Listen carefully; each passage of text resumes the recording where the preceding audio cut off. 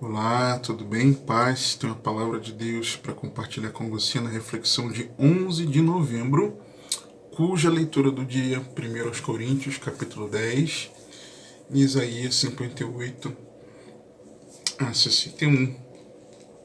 Pega sua Bíblia, se você puder.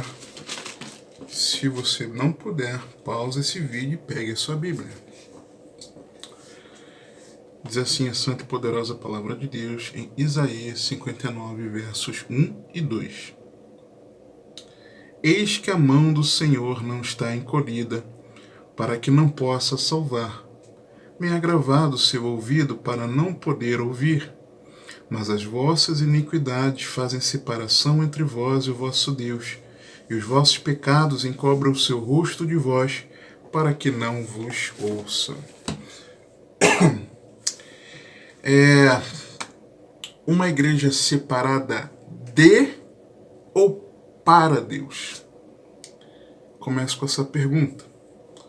A Bíblia claramente nos mostra que deveríamos ser um povo santo, separado para Deus, os que se dizem de Cristo. Porque fomos feitos filhos de Deus. 1 Pedro 1, 13 a 16. Portanto, cingindo os lombos do vosso entendimento, sede sóbrios e esperai inteiramente na graça que se vos ofereceu na revelação de Jesus Cristo, como filhos obedientes, não vos conformando com as concupiscências que antes havia em vossa ignorância, mas como é santo aquele que vos chamou, sede vós também santos em toda a vossa maneira de viver. Porque está escrito, sede santos, porque eu sou santo. Como filhos obedientes, fomos feitos filhos de Deus pela fé em Cristo Jesus. Se cremos em Jesus de fato, confiando e nos comprometendo com Ele, fomos feitos filhos de Deus. E filhos de Deus precisam ser santos, separados. O significado da palavra santo. Esses versículos, tá? 1 Pedro 1, eles falam, como é santo aquele que vos chamou. Deixei separado para falar sobre porque somos filhos, mas tem um texto que nos mostra porque nós fomos convocados, nós fomos chamados. 1 Tessalonicenses 4, de 4 a 8. Que aí eu poderia até subdividir também, porque Deus quer que nós sejamos santificados, sejamos santos. Deus quer. Primeiro, 1 Tessalonicenses 4, a partir do verso 4. Porque esta é a vontade de Deus, a vossa santificação. Deus quer.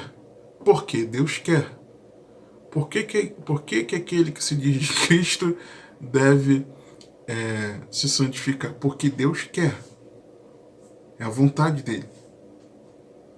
Ou você não quer fazer a vontade de Deus? Ou eu não quero fazer a vontade de Deus? Mas continuando. Que vos abstenhais da fornicação, que cada um de vós saiba possuir o seu vaso em santificação e honra, não na paixão da concupiscência como os gentios que não conhecem a Deus. Ninguém oprima ou engane seu irmão em negócio algum, porque o Senhor é vingador de todas estas coisas, como também antes vos dissemos e testificamos. Porque não nos chamou Deus para a imundícia, mas para a santificação. Fomos convocados para isso, para sermos separados. Portanto, quem despreza isso não despreza o homem, mas sim a Deus que nos deu também o seu Espírito Santo. E também porque nós recebemos promessas maravilhosas, segundo aos Coríntios 7:1. Ora, amados, pois que temos tais promessas, purifiquemo-nos de toda a imundícia da carne e do espírito, aperfeiçoando a santificação no temor de Deus. E que promessas são essas? Esqueci de colocar aqui, segundo aos Coríntios, final do capítulo 6, olha o que o texto diz. Não vos prendais, a partir do verso 14, não vos prendais a um jogo desigual com os infiéis, porque que sociedade tem a justiça com a injustiça, e que comunhão tem a luz com as trevas, e que concórdia há entre Cristo e Belial, ou que parte tem o fiel com o infiel, e que consenso tem o templo de Deus com os ídolos? Porque vós sois o templo do Deus vivente.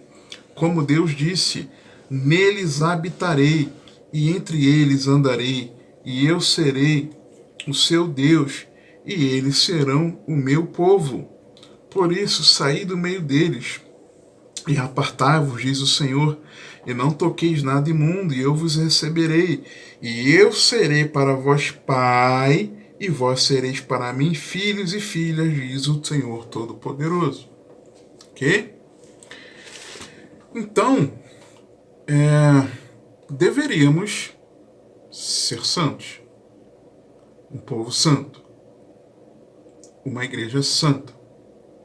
Deveríamos ser separados, um povo separado, uma igreja separada. Mas somos uma igreja separada de ou para Deus? E olhando aqui para o texto, Isaías 59,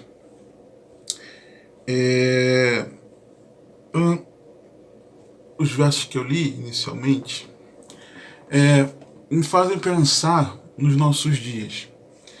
Eu já, não talvez com a sabedoria ideal, eu já quase me irritei com alguns irmãos que eu conheço e que não necessariamente que congregam comigo, tá? Mas que eu conheço ou que até já tenha congregado antes em outro ministério, de quererem me conclamar a um momento de oração, de intercessão, alguns com um negócio de intercessão profética. E nos últimos anos, pelo menos nos últimos 5 anos, eu tenho sido muito incisivo em relação a isso, de dizer, não adianta de nada. Não adianta de nada. Eu vejo uma oração, com todo respeito, eu não quero ofender, é trazer um alerta da palavra que o Senhor fez arder no meu coração para trazer essa reflexão, com base na meditação desses textos, tá? No dia 11. É de que as iniciativas de clamor a Deus, pedindo ao Senhor por socorro, livramento, ajuda, direção, capacitação, agir, ânimo, coragem, força, avivamento, deveriam ser bem-vindas. Deveriam ser bem-vindas, tá? Deveriam. Puxa, você pedir a Deus socorro, você está reconhecendo que o socorro vem dele. Pedindo a Deus livramento, você sabe que ele tem poder para livrar. Você pede a ele ajuda, você sabe que ele tem poder para ajudar. Pede a ele direção, você está dizendo que ele sabe de todas as coisas. Você pede a ele capacitação para vencer as adversidades, para passar pelos momentos, para lidar com situações, você está mostrando que confia, tem confiança de que ele pode te preparar para isso. Quando você ora pelo agir, você está confiando na força dele, no braço forte do Senhor. Quando você pede por ânimo, para que o Senhor anime, né? Você sabe que ele é aquele que estende as mãos, né?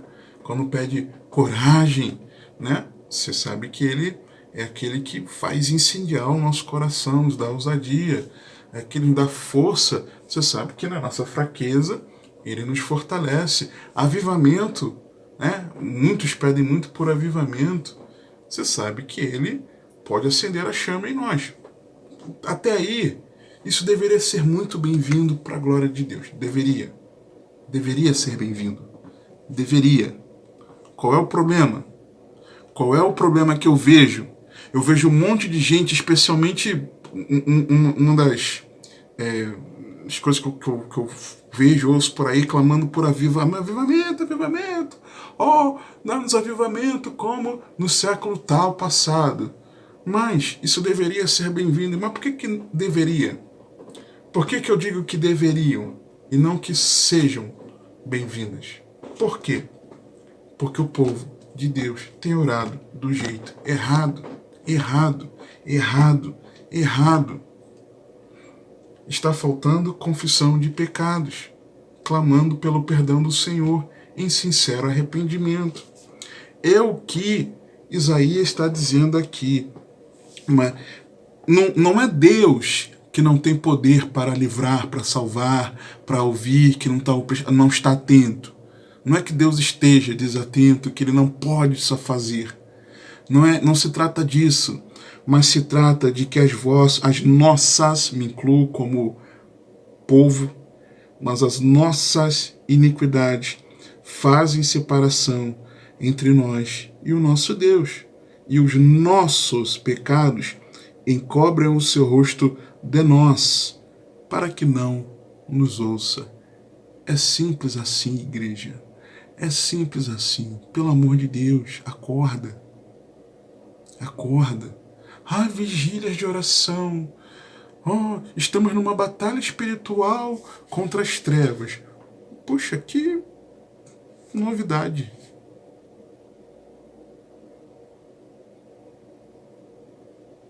Jesus revelou a prioridade na oração. Eu falo isso depois que eu prestei atenção nisso na palavra. Se eu não estiver enganado, no ano passado, meados do ano passado, isso para mim mexeu muito comigo. Mateus 6, de 9 a 15. Portanto, vós orareis assim: Pai nosso que estás nos céus, santificado seja o teu nome, venha o teu reino, seja feita a tua vontade, assim na terra como no céu. O pão nosso de cada dia nos dá hoje, e perdoa-nos as nossas dívidas, assim como nós perdoamos aos nossos devedores, e não nos conduza à tentação, mas livra-nos do mal, porque teu reino, o poder e a glória para sempre. Amém. Aí Jesus, ele vem explicando a única coisa que ele quis explicar. A única coisa que o texto bíblico nos mostra que Jesus quis explicar nesse modelo de oração, que a igreja, quando se reunia, orava junto, sim, e tem relatos sobre o meu pastor há alguns dias, algumas semanas, de que tem esse registro aqui em Mateus, né, mas não um outro registro da oração sacerdotal, porque aqui, na versão que chegou a nós, nos originais que chegaram a nós, lá nos primeiros séculos você tinha várias referências, várias formas como a igreja em cada localidade terminava a oração, né? Aqui o porque teu reino, a doxologia, né? Porque teu reino, poder e glória para sempre foi o escolhido nesse original e ficou para nossa tradução, mas a igreja, em cada região, existem relatos da história da igreja, de que a igreja finalizava de uma forma dependendo da localidade. Mas aí vem a explicação da única coisa que o Senhor nos ressalta. Por quê? Se perdoardes aos homens as suas ofensas, também o vosso Pai Celestial vos perdoará a vós.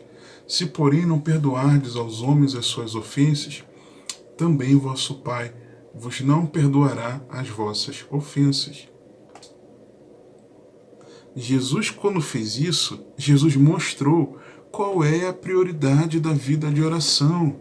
A prioridade da vida de oração não é pedir por socorro, não é pedir livramento, não é pedir ajuda, não é pedir direção, não é pedir capacitação, não é pedir agir, não é pedir ânimo, não é pedir por coragem, não é pedir por força e nem por avivamento. A prioridade na oração é a confissão de pecados em arrependimento sincero, genuíno. Foi Jesus que quis dizer: o que ele apontou como a prioridade na oração. Sem arrependimento, Deus não ouve. Isaías 1, 15 a 18.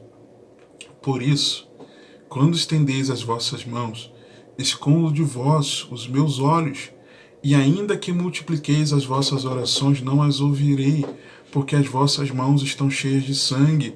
Lavai-vos, purificai-vos e tirai a maldade de vossos atos de diante dos meus olhos. Cessai de fazer mal, aprendei a fazer bem. Procurai o que é justo, ajudai o oprimido, fazei justiça ao órfão, tratai da causa das viúvas. Vinde então e arguí-me, diz o Senhor, ainda que os vossos pecados sejam como a escarlata, eles se tornarão brancos como a neve. Ainda que sejam vermelhos como o carmesim, se tornarão como a branca lã. Sem arrependimento, o Senhor não está presente. Porque aqui no versículo 2, o texto começa falando da separação. Separação. Porque todos pecaram, estão destituídos da glória de Deus. Separados.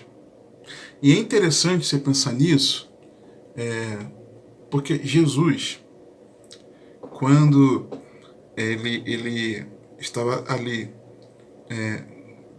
quando as densas trevas estavam sobre a terra, no momento da nossa expiação, de meio-dia às 3 da tarde, ali em Jerusalém, nesse horário, naquele momento os nossos pecados estavam lançados sobre Jesus. Tá? Falei recentemente na exposição de Isaías 53. Os nossos pecados lançados sobre Jesus. Jesus sendo feito maldição em nosso lugar. Jesus feito pecado por Deus em nós, para que sejamos feitos justiça de Deus. Nesse momento, Jesus ele brada: Deus meu, por que me desamparaste? Eloi, Eloi, lama sabachthani. Deus meu, por que me desamparaste? Por quê? Porque os nossos pecados nos separam de Deus. Se sobre Jesus estavam os nossos pecados, naquele momento, Jesus perdeu a plena, eterna comunhão que ele tinha com o Pai. Retomada depois, claro, mas naquele momento, Jesus estava sendo feito maldição em nosso lugar. E se o Filho de Deus, por causa dos nossos pecados, foi separado da comunhão plena com Deus, tem certeza que você acha que os nossos pecados não fazem separação de nós, entre nós e Deus? Sem arrependimento, o Senhor não está presente. Apocalipse 3, versos 14 a 22, carta à igreja de Laodiceia, a 7ª carta, a linha Apocalipse, nas 7 igrejas da região da Ásia Menor, começando com Éfeso e finalizando em Laodiceia. Em Laodiceia só tem repreensões. E eu volto a frisar, no meu entender, as 7 cartas de Apocalipse, elas são cartas dirigidas a igrejas históricas existentes naquele tempo, cartas que simbolizam, tá? Que figuram cristãos ao longo de toda a história da igreja, em que em cada momento da igreja nós tínhamos aquelas características das 7 cartas na igreja, presente na igreja. Mas também, e especialmente por conta dos termos que ali são usados, da proximidade do Senhor, breve venho, quando chega em Apocalipse, nós vamos ver aqui, Jesus ele diz que ele está às portas. Então, e logo em seguida dessa carta, no capítulo 4, dá-nos a entender quando o texto diz depois destas coisas, então dá-nos a entender que estava falando de um momento histórico, tá? De um momento, de uma linha de tempo, tá? E entendo, discerno, se conhece meu pensamento, já externalizei aqui. Se você não é a primeira vez que você assiste alguma reflexão aqui, você sabe que eu entendo que nós estamos nos últimos segundos do último minuto da última hora. Então, a 7ª carta, a carta à Igreja de Laodiceia, no meu entender, é uma carta que mostra a realidade da igreja nessa geração, na última geração, que no meu entender é esta. Diz assim Apocalipse 3, 14 a 22. E o equívoco que nós fazemos desse texto eu já vou falar já. E ao anjo da igreja de Laodiceia escreve: isto diz o Amém, a testemunha fiel e verdadeira, o princípio da criação de Deus. Conheço as tuas obras, que nem és frio nem quente. Quem dera foras frio ou quente. Assim, porque és morno, e não és frio nem quente, vomitar-te-ei da minha boca. Como dizes, rico sou, e estou enriquecido, e de nada tenho falta, e não sabes que é um desgraçado a má avaliação que nós fazemos de nós mesmos. E não sabes que és um desgraçado e miserável, pobre, cego e nu. O Senhor Jesus estava falando com o ímpio? Não, ele está falando com a igreja. A igreja. Mas as duras palavras de vida eterna. E não sabes que és um desgraçado, sem graça, miserável, mas que não reconhece as suas misérias espirituais, pobre, cego. Pobre porque não tem as riquezas celestiais. Cego porque é cego. Está cego. A igreja está cega. E nu, está em vergonha. Aconselho-te que de mim compres ouro provado no fogo, para que te enriqueças, e roupas brancas, para que te vistas, e não apareça a vergonha da tua nudez, e que unja os teus olhos com colírio, para que vejas. Eu repreendo e castigo a todos quantos amo. Sê, pois, zeloso e arrepende-te. Então, é uma demonstração de amor. A repreensão de Deus é demonstração de amor. Nós precisamos acordar para isso. Eis que estou à porta e bato. E aí mostra, já chegou, está às portas. Se alguém ouvir a minha voz e abrir a porta, entrarei em sua casa, e com ele cearei e ele comigo. Ao que vencer lhe concederei que se assente comigo no meu trono, assim como eu venci e me assentei com meu Pai no seu trono. Quem tem ouvidos ouça o que o Espírito diz às igrejas. O que o Senhor está falando? Se eu está falando que está à porta, batendo, e essa batida para mim são sinais que mostram, né, que está breve o retorno dele, que está às portas, a proximidade do retorno, cada vez batidas mais fortes, mais intensas, com um intervalo de tempo menor entre elas. Se ele está batendo e dizendo que se alguém ouvir, é porque tem gente, a maioria não está ouvindo, mas se alguém ouvir a voz e abrir a porta, ele entrará. Jesus está dentro ou está fora? Fora. Numa igreja que só levou repreensão. Se a igreja e Jesus está fora, mas as vossas iniquidades fazem separação entre vós e o vosso Deus. E outra coisa também, a presença de Deus está atrelada ao arrependimento. Atos 3, 18 a 21. Presta atenção nisso. Mas Deus assim cumpriu o que já dantes pela boca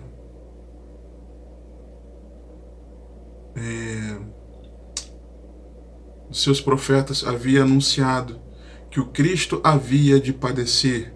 Arrependei-vos, pois, e convertei-vos, para que sejam apagados os vossos pecados, e venham assim os tempos do refrigério pela presença do Senhor, e envie ele a Jesus Cristo, que já dantes foi pregado, o qual convém que o céu contenha até os tempos da restauração de tudo, dos quais Deus falou pela boca de todos os seus santos profetas desde o princípio. Arrependei-vos, pois, e convertei-vos, para que sejam apagados vossos pecados, e venham assim os tempos do refrigério pela presença do Senhor. Versos 3 a 7. Porque as vossas mãos estão contaminadas de sangue, e os vossos dedos de iniquidade, os vossos lábios falam falsidade, a vossa língua pronuncia perversidade. Ninguém há que clame pela justiça, nem ninguém que compareça em juízo pela verdade. Confiam na vaidade, falam mentiras, concebem o mal e dão à luz a iniquidade. Chocam ovos de basilisco e tecem teias de aranha. O que comer dos ovos deles morrerá, e quebrando sairá uma víbora. As suas teias não prestam para vestes, nem se poderão cobrir com as suas obras. As suas obras são obras de iniquidade, e obra de violência há nas suas mãos. Os seus pés correm para o mal, e se apressam para derramarem o sangue inocente. Os seus pensamentos são pensamentos de iniquidade, destruição e quebrantamento há nas suas estradas. Ou seja, pecados no que fazemos, mãos e dedos aqui no texto, no que falamos, lábios, língua, no caminho que seguimos, porque fala aqui dos pés, tá? E naquilo que pensamos, fala aqui claramente dos pensamentos. E outra coisa, fala também dos pecados por omissão. Ninguém há que clame pela justiça, nem ninguém que compareça em juízo pela verdade. Ou seja, deveria fazer, mas não está fazendo. Está pecando por omissão. Tudo isso que eu li aqui, se parece alguma coisa com o que nós temos visto na igreja? Por que não se sente a presença de Deus nos cultos? No dia a dia, especialmente também. Por que a percepção de muitos é de uma distância de Deus? É porque Deus não quer ser presente? Ou é por causa do pecado? Versículo 8. Não conhecem o caminho da paz, nem a justiça nos seus passos. Fizeram para si veredas tortuosas. Todo aquele que anda por elas não tem conhecimento da paz. Ou seja, caminham sem paz com Deus. Não tem paz com Deus. Por quê? Porque porque estão fora da reconciliação que há em Cristo Jesus pelo seu sangue. O precioso sangue do Filho de Deus foi derramado por causa dos seus pecados, por causa dos meus pecados. Se nós preferimos permanecer na prática do pecado, nós estamos zombando desse sangue precioso, escarnecendo. Logo, não estamos reconciliados com Deus. Não há paz com Deus se nós não nos arrependemos. Isso é muito grave. Se não caminhamos na paz com Deus, vamos para o inferno. Acorda, em nome de Jesus.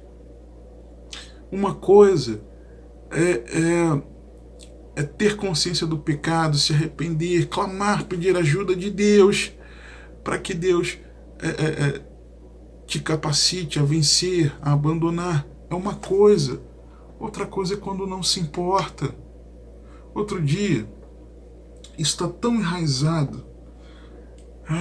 Outro dia eu estava num bairro aqui próximo de casa, fui fazer algo nesse bairro, e eu parei num lugar, numa lanchonetezinha, que vende ali uns lanches e tudo. Uma lanchonete meio que caseira. E eu sabia que a dona ali daquele lugar, ela me parecia ser uma discípula de Cristo. E, e aí eu fui fazer ali um lanche rápido, e aí de repente tinha uma outra pessoa, uma outra mulher, conversando com ela. E a conversa eu ouvia, infelizmente. Eu estava com fone de ouvido, ouvindo rádio, alguma coisa assim, mas dava para ouvir, infelizmente. E sem o menor pudor, elas falando mal dos irmãos em Cristo, falando mal do pastor, na minha frente, sem nem saber quem eu sou, sem o menor pudor, assim. E aquilo me agoniou de tal forma que o Senhor não me deixou ficar calado. Eu pedi licença a elas quando eu concluí o meu lanche e falei: olha, perdoe-me por aquilo que eu vou falar, eu não quero ofendê-las, mas o Senhor não permitiu eu ficar calado. A senhora, eu sei que é uma cristã, a dona. Aí com a outra eu falei: olha, a senhora, pelo que eu estou entendendo, a senhora também se diz cristã. Eu sou um cristão, então aqui eu estou falando como um irmão. Vocês não se depararam que vocês estão pecando gravemente, não? O quê? É assim. Vocês estão fazendo fofoca. Vocês estão sendo maledicentes. Vocês estão falando mal dos irmãos. Vocês estão falando mal até do pastor. Não, Deus conhece o nosso coração. Deus sabe que... Não, isso não é pecado, não. Não é pecado, não. Tem gente que faz muita coisa pior. Tem gente que está adulterando, que está roubando, que está fazendo isso, está fazendo aquilo no meio da igreja. Deus vai se importar porque eu estou falando aqui, comentando a situação? Eu falei: não. Você tem que falar com a pessoa. Isso é pecado, vocês precisam se arrepender. Não acho não. Não acho não. Não é pecado não. Deus releva. Deus releva isso. Eu falei: bom, eu fiz a minha parte. Vocês estão pecando gravemente. 6 coisas Deus odeia, e a 7ª ele abomina. É aquele que semeia contenda entre os irmãos. Uma está fomentando o coração da outra, fermentando, falando mal de irmãos.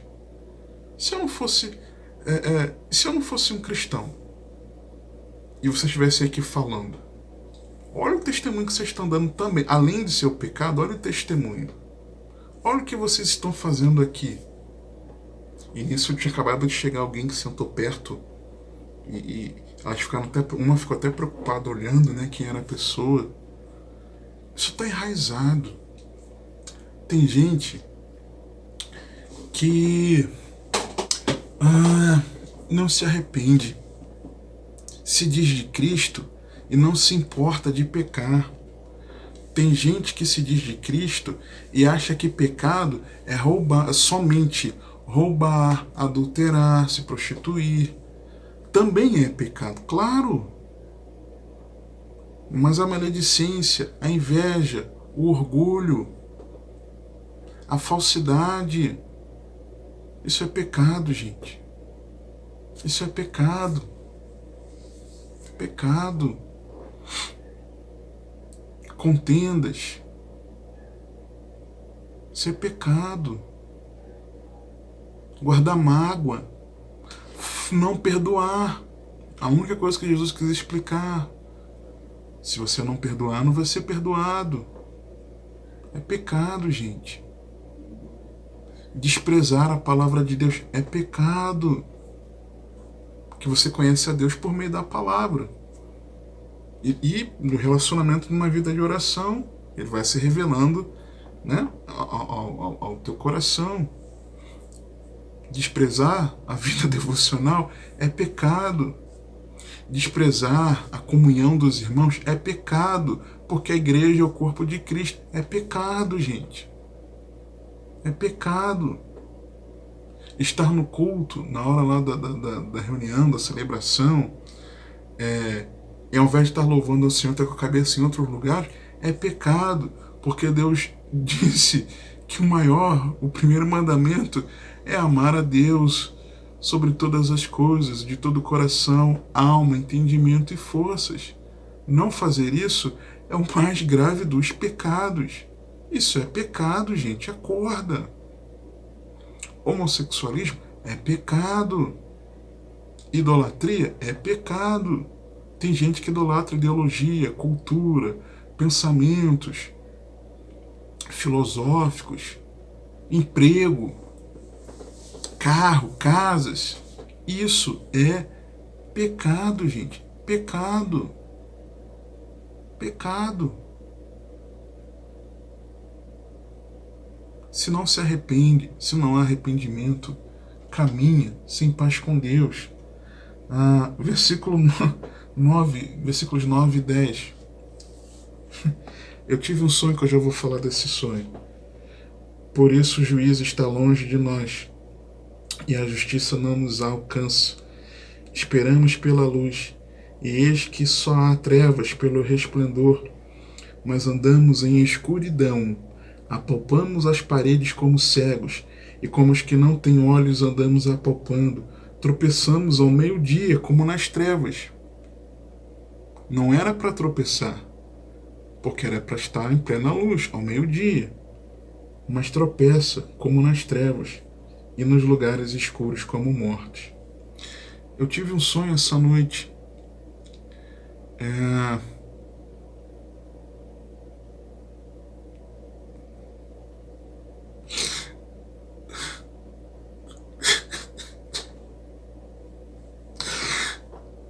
Eu acordei em lágrimas. Eu sonhei que eu estava na rua, um lugar que eu não sabia onde era. Trevas, trevas, trevas. E se via penumbras assim, e eu andava rápido, e eu não... meio que estrada, às vezes meio entrando numa cidade. E ao longo desse caminho, eu estava preocupado com o que poderia vir das laterais, animais atravessando, voando, perigo de algumas pessoas. E eu não sabia, eu tinha que caminhar, mas eu não sabia o que me esperava naquela caminhada, porque estava uma escuridão, né? Uma escuridão. E no sonho, eu sabia que eu poderia pegar o meu celular, que eu sabia que estava comigo no bolso, e acionar a lanterna para iluminar o meu caminho na minha frente. Mas na hora eu pensava, se eu acender a luz da lanterna, vão saber que eu estou no caminho. Então, pode ser perigoso de verem a luz e quererem me atingir. Eu acordei muito quebrantado, em lágrimas. Fiquei um tempo deitado, refletindo sobre isso ao acordar. E o Senhor me deu discernimento. Tem gente no meu povo que está caminhando em trevas, mas sabe que era para refletir a luz, era para estar com a lâmpada acesa, e sabe como acender a lâmpada, mas não quer acender a lâmpada sabendo que está sujeito a não enxergar, a caminhar em trevas, para que, em acendendo a lâmpada, não seja descoberto. E não sendo descoberto, não correria risco de morte.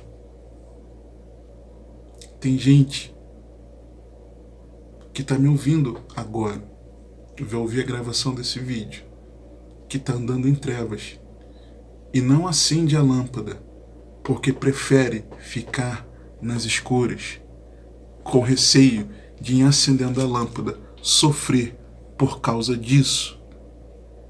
Por isso, não quer acender a lâmpada. Sabe que tem que acender, mas não quer, porque prefere ficar em oculto, às escondidas, mesmo sabendo que esse caminho por onde passa, por esse caminho por onde tem andado, é um caminho às cegas. Assim diz o Senhor. Assim diz o Senhor.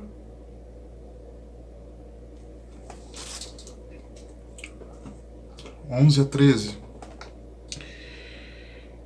Todos nós bramamos como ursos e continuamente gememos como pombas. Esperamos pelo juízo, não o há. Pela salvação está longe de nós, porque as nossas transgressões se multiplicam perante ti e os nossos pecados testificam contra nós, porque as nossas transgressões estão conosco e conhecemos as nossas iniquidades, como prevaricar e mentir contra o Senhor, e o desviarmos-nos do nosso Deus, o falar de opressão e rebelião, o conceber e proferir do coração palavras de falsidade. Ou seja, esperam por salvação, mas as transgressões são múltiplas, zombam de Deus, o negam e afastam-se dele, maltratam, exploram, caluniam, incitam a rebeldia, planejam o engano. Versos 14 e 15. Por isso o direito se tornou atrás e a justiça se pôs de longe, porque a verdade anda tropeçando pelas ruas e a equidade não pode entrar. Sim, a verdade desfalece, quem se desvia do mal arrisca-se a ser despojado. E o Senhor viu e apareceu mal aos seus olhos que não houvesse justiça. Verdade e retidão estão ausentes diante dos olhos de Deus. Diante dos olhos de Deus. 16. E vendo que ninguém havia, maravilhoso de que não houvesse um intercessor. Por isso, não tem mediador. Por isso, porque não tem nenhum justo aqui na terra. Por isso, o seu próprio braço lhe trouxe a salvação, e a sua própria justiça o susteve. Ok? Deus, Ele precisou, Ele prover a salvação. Ele precisou prover dele mesmo a justiça em Cristo Jesus. Deus amou o mundo de tal maneira que deu o seu Filho unigênito para que todo aquele que nele crê não pereça, mas tenha a vida eterna. O Verbo encarnou. Jesus não usurpou o direito de ser Deus, mas abriu mão da sua glória, esvaziou-se da sua glória, se humilhou em forma humana, para que fosse obediente até a morte de cruz. Para quê? Para nos salvar. E fez isso por amor. Deus promoveu o seu amor naquela cruz, sendo nós ainda pecadores. Versos 17 a 19. Pois vestiu-se de justiça como de uma couraça e pôs o capacete da salvação na sua cabeça, e por vestidura pôs sobre si vestes de vingança, e cobriu-se de zelo como de um manto. Conforme forem as obras deles, assim será sua retribuição. Furor aos seus adversários e recompensa aos seus inimigos. Às ilhas dará sua recompensa. Então temerão o nome do Senhor desde o poente, a sua glória desde o nascente do sol. Vindo o inimigo com uma corrente de águas, o Espírito do Senhor arvorará contra ele a sua bandeira. Salvação para uns, juízo para outros. Então, como? Como não ser uma igreja separada de Deus, mas uma igreja para Deus? Versos 20 e 21. E virá um Redentor a Sião, e aos que em Jacó se converterem da transgressão, diz o Senhor. Quanto a mim, esta é a minha aliança com eles, diz o Senhor. O meu espírito que está sobre ti e as minhas palavras que pus na tua boca não se desviarão da tua boca, nem da boca da tua descendência, nem da boca da descendência da tua descendência, diz o Senhor, desde agora e para todo sempre. Arrependendo-se dos pecados em rendição a Jesus Cristo, o Redentor daqueles que no arraial se converterem a Ele. Porque Ele diz, Ele é Redentor de Sião e de Jacó, dos que se converterem da transgressão. Jesus não é o Salvador daquele que se diz dele. Jesus é o Salvador daquele que se arrepende dos seus pecados. E essa é a questão. Aquele que se diz na igreja, que se diz povo de Deus, não tem se arrependido. Se não tem se arrependido, logo, sem arrependimento, não há salvação. Sem arrependimento, todos, de igual modo, pereceremos. Não tem como. Jesus é o Redentor daquele que se arrepende. Arrependei-vos, pois é chegado o reino de Deus. Arrependei-vos e crede no Evangelho. Sem arrependimento, Jesus não é o teu Salvador. Acorda, crente.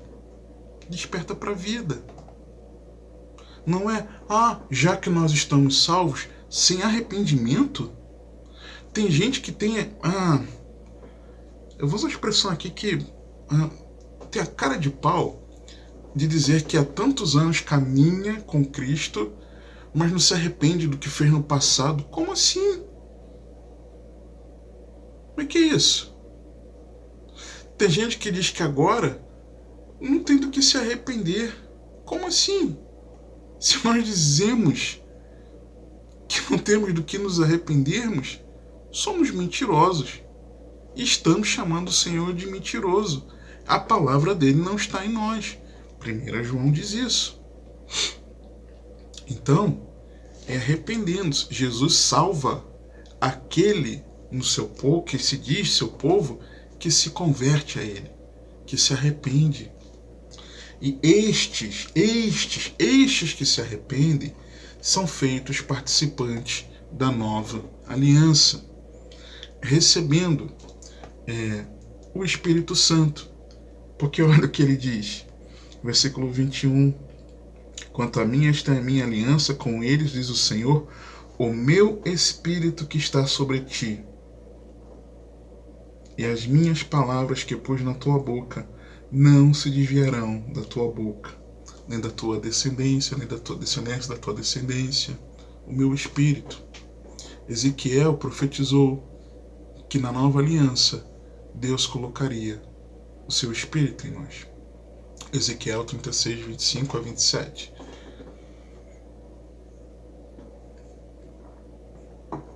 Então aspergerei água pura sobre vós, e ficareis purificados de todas as vossas imundícias, e de todos os vossos ídolos vos purificarei, e dar-vos-ei um coração novo, e porei dentro de vós um espírito novo, e tirarei da vossa carne o coração de pedra, e vos darei um coração de carne, transformação interior, e porei dentro de vós o meu espírito, e farei que andeis nos meus estatutos, e guardeis os meus juízos, e os observeis.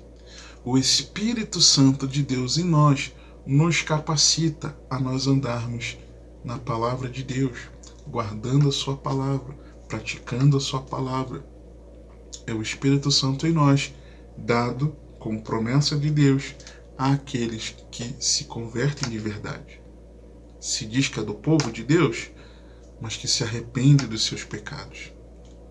Outra coisa importante é de que esses com quem Deus estabelece aliança, a palavra de Deus é implantada no coração. Quando ele diz que, em Ezequiel, que aspergerá água pura, está falando da palavra, tá? E que daria um coração novo e um espírito novo. tirarei o coração de pedra e darei um coração de carne. E Jeremias 31, de 31 a 34, olha o que o texto diz. Aqui em Isaías 59, 21, diz que ele daria o espírito, mas também as palavras. Jeremias 31 a 34. Eis que dias vêm, diz o Senhor, em que farei uma aliança nova com a casa de Israel e com a casa de Judá, não conforme a aliança que fiz com seus pais, no dia em que os tomei pela mão para os tirar da terra do Egito, porque eles invalidaram a minha aliança, apesar de eu os haver desposado, diz o Senhor. Mas esta é a aliança que farei com a casa de Israel depois daqueles dias, diz o Senhor. Porei a minha lei no seu interior e a escreverei no seu coração. E eu serei o seu Deus, e eles serão o meu povo, e não ensinará mais cada um a seu próximo, nem cada um a seu irmão, dizendo: conhecei ao Senhor, porque todos me conhecerão, desde o menor até o maior deles, diz o Senhor. Porque lhes perdoarei a sua maldade, e nunca mais me lembrarei dos seus pecados. E aí sim, temos também a presença dele. Jeremias 32, 39 e 40. E lhes darei o mesmo coração, em um só caminho, para que me temam todos os dias para seu bem, e o bem de seus filhos depois deles, e farei com eles uma aliança eterna, de não me desviar de fazer-lhes o bem, e porei o meu temor nos seus corações, para que nunca se apartem de mim. Uma igreja separada de ou para Deus. Que o Senhor te abençoe e te guarde, que Ele te conduza e governe a sua vida, porque você tem acesso.